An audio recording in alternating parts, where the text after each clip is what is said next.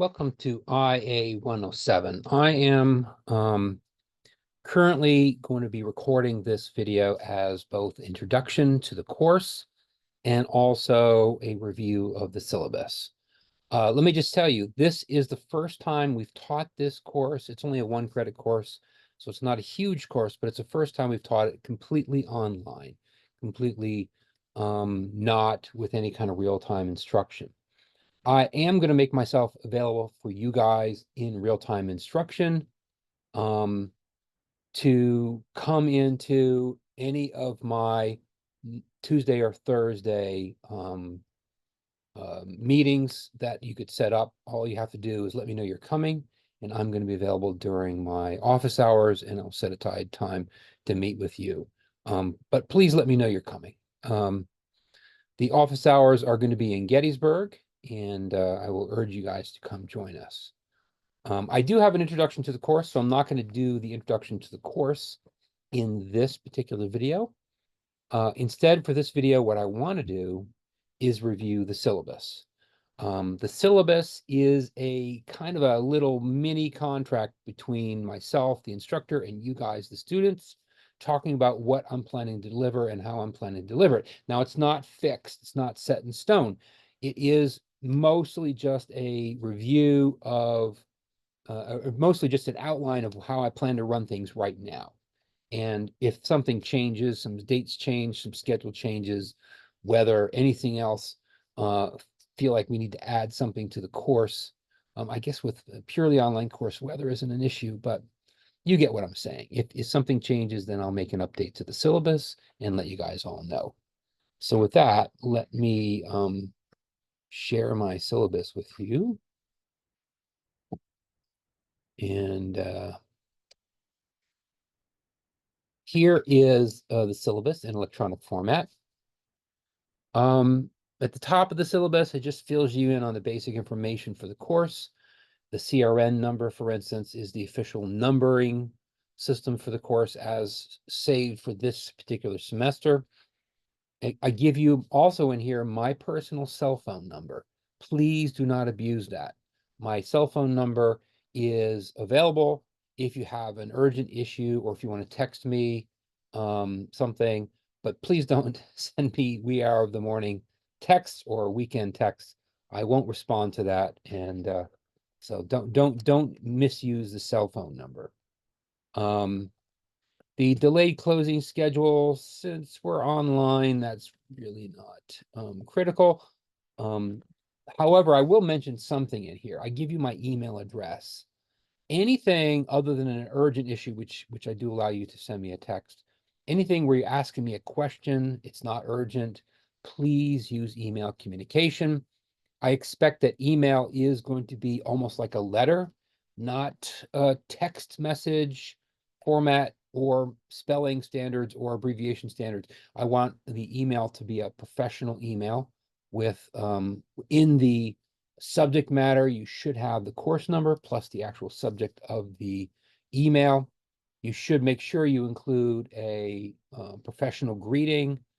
Make sure you include some details about what you're really looking for, or asking about, or suggestions you might have for me, and then your name at the bottom, so I don't know exactly who it is. If you don't include your name, I can't easily look back at the email address and figure out who you are without searching through lists. So please include your name so I know how to respond appropriately.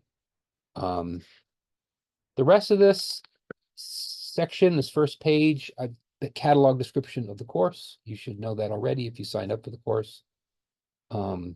This is a 1-credit course that's designed to make sure that all the people in this program have a minimum set of basic understanding of measurements and also some basic understanding of the math and the calculations methods we use. I do suggest that you get some equipment. If you don't already have a tape measure, I highly urge you, everybody in trades should have a tape measure. Get a good tape measure, not broken, not with bent tabs, just a good solid tape measure. You use it. I strongly suggest you get yourself a good ruler. I don't mean a cheap wooden one that's been kicking around in the closet for years. I mean a good At least 12-inch steel roll would be ideal. Inches and or millimeters, but inches is required. I also suggest you get a thermometer, not required for the course. Well, actually, I do strongly suggest you get a thermometer because there is one of the assignments where we use a thermometer and or a tire pressure gauge. These are both analog measurement tools that can be either, like I said, analog, or they could be a digital. You could have a digital thermometer and a digital tire pressure gauge. So if you drive, I urge you to have a tire pressure gauge. It's a useful tool. Even if you've got a fancy car that measures its own tire pressure, having your own gauge is useful in many occasions. And a thermometer, if you're cooking at all, having a meat thermometer is very, very useful. And even if you're vegetarian, having a thermometer to measure the temperature as you cook is also very useful.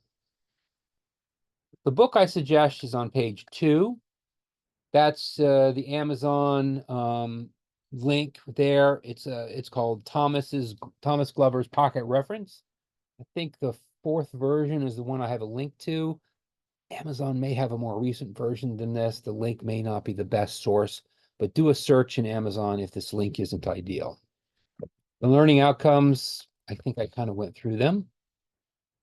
Activities are roughly based on weeks. So there's 7 sections and 14 weeks associated with this course.